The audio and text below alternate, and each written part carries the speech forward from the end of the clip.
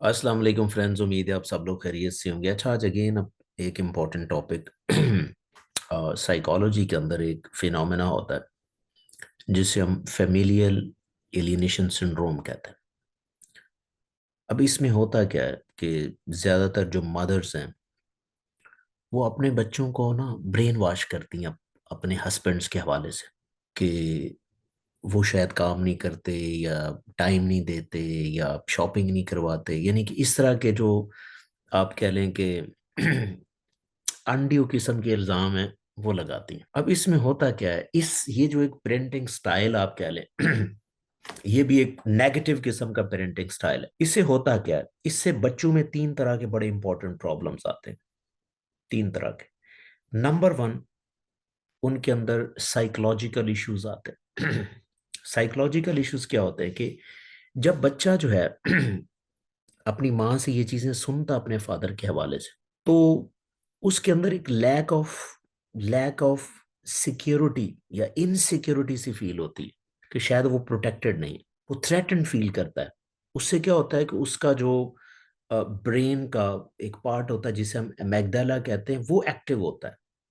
उस रिस्पॉन्स से जब भी कोई डर का रिस्पॉन्स होता है ना, तो ब्रेन का अमेगडाला एक्टिव होता है। उससे होता है क्या है कि हार्ट बीट तेज होती है, बच्चा एंग्शियस फील करता है, एंग्जाइटी फील करता है।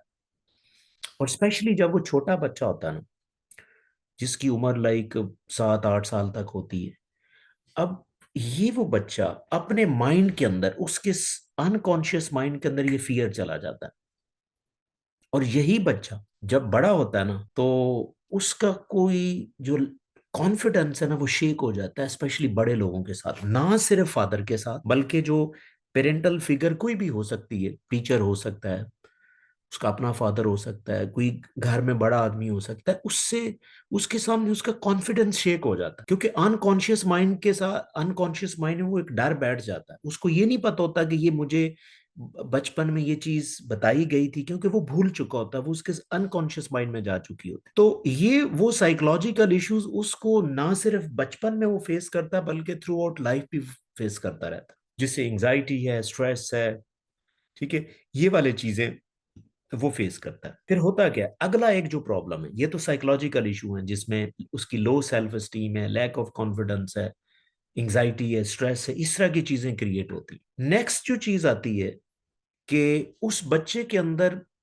कॉन्फ्लिक्ट्स, डिफरेंट तरह के कॉन्फ्लिक्ट क्रिएट हो जाते हैं। कॉन्फ्लिक्ट कैसे क्रिएट होते हैं कि जब वो बच्चा डरता है ना, यानी कि जब उसका एक ब्रेन वॉश हो रहा होता है, उसको एक एक लैक ऑफ सिक्योरिटी फील होती है, तो उसके अंदर एक डर क्रिएट होता है, उसकी वजह से उसका जो डिसीजन मेकिंग वाला ब्रेन का है वो काम नहीं करता, उसके अंदर एक कॉन्फ्लिक्ट क्रिएट हो जाता है। ठीक है, अब जैसे वो अपने फादर के पास बैठता है उसको वो चीज नजर नहीं आती, और जब माँ के पास बैठता है, माँ के मुताबिक उसका फादर अच्छा नहीं।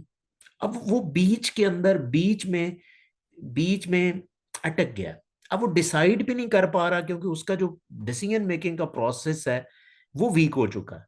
यानी कि वो लॉजिकली, उसमें उसमें जो लॉजिकली पावर होती है एक इंसान के अंदर, वो वीक हो जाती है, जिसकी वजह से वो डिसाइड नहीं कर पाता। वो ये नहीं कहता कि नहीं यार, मेरा फादर तो बिल्कुल सही, इसमें तो ऐसा कोई मसला नहीं। अब उस बच्चे में क्या होता है कि जो सही ह्यूमन की जो कैपेबिलिटीज होती है, जिसमें डिसीजन मेकिंग है, प्लानिंग है, जजमेंट है, इस तरह की जो खसूसियत है वो खत्म हो जाती है या वीक हो जाती है, उसमें प्रॉब्लम होता है, डिसीजन अच्छा नहीं हो रहा होता। नंबर थ्री, जो तीसरा बड़ा प्रॉब्लम आता है ऐसे बच्चों में, ठीक है, वो उसकी एक नेगेटिव मॉडलिंग हो जाती है उस बच्चे की। नेगेटिव मॉडलिंग क्या है कि जब उसकी अपनी एक फैमिली बनती, बड़ा होके जब उसकी शादी थी, तो ये वो करेक्टरिस्टिक्स फीचर हैं जो वो अपनी नेक्स्ट जनरेशन को भी ट्रांसमिट कर रहा होता है।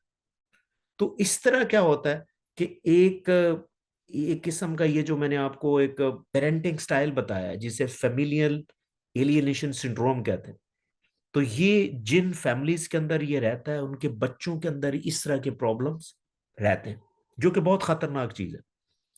तो इसके हवाले से ये होना चाहिए कि लाइक आप जो मदर्स हैं, बिल्कुल बिल्कुल बच्चों को ये बताने की जरूरत नहीं है। यानी कि बच्चों के साथ इस तरह फ्रेंडशिप करके, यानी कि मैं इसको फ्रेंडशिप, जब माँ बच्चे के साथ बिल्कुल कैजुअली बात करती तो एक फ्रेंडशिप मूड में करती, तो बच्चों के साथ हमेशा इस तरह की बातों से अवॉइड किया जाए। हमेशा एक एक स्पाउस जो है अपने बच्चों को दूसरे स्पाउस के बारे में कभी ऐसी इंफॉर्मेशन ना दे जो उसके ऊपर एक नेगेटिव इंपैक्ट क्रिएट करे। अच्छी जरूर चीजें बताएं, ठीक है, अच्छी बताने में फायदा है, ठीक है ना, बच्चे का माइंड रिलैक्स होगा, बच्चे का जो डिसीजन मेकिंग का प्रोसेस है वो अच्छा होगा, रिलैक्सेशन से कॉन्फिडेंस आएगा, ठीक है, और उसमें एंजाइटी और इस तरह के डिप्रेशन और इस तरह की चीजों से वो बच सकेगा।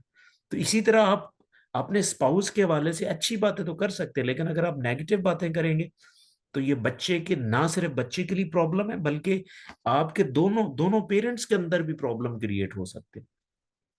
तो आप इस चीज को जरूर कंसीडर कीजिएगा। But still if you have any question please right me in the comment section and definitely I will answer. Thank you.